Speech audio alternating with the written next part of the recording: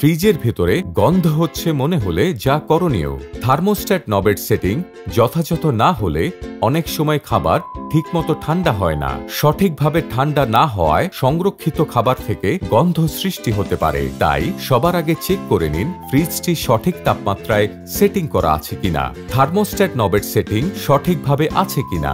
যদি thermostat নবের setting ঠিক থাকে তাহলে দেখুন রান্না করা খাবার সঠিকভাবে ঢেকে রাখা আছে কিনা। এরপর খেয়াল করুন ফ্রিজের পেছনে কম্প্রেসারের উপরে ওয়াটার ট্রে বা ড্রেইন প্যান পরিষ্কার আছে কিনা।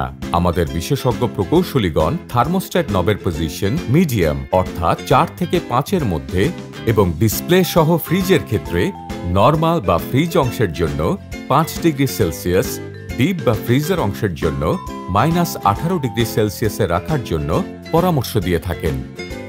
মনে রাখবেন মশলা জাতীয় খাবার সহ অন্যান্য খাবার ফ্রিজে খোলা না রাখাই ভালো, এতে ফ্রিজের ভেতর গন্ধ সৃষ্টি হয়। খাবার ভালোভাবে প্যাকেজিং করে এয়ারটাইট বক্সে আলাদা করে রাখুন।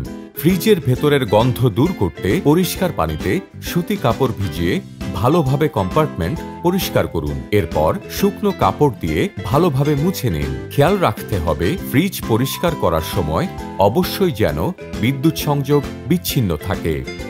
ফ্রিজ পরিষ্কারের জন্য ডিজেল, পেট্রোল, কেরোসিন, থিনার, সাবান পানি বা অন্য কোনো কেমিক্যাল ব্যবহার করা যাবে না। ফ্রিজের পেছনে কম্প্রেসারের উপরে ওয়াটার ট্রে বা ড্রেইন প্যান অবস্থিত। অনেক সময় সেখান থেকেও দুর্গন্ধের সৃষ্টি হতে পারে।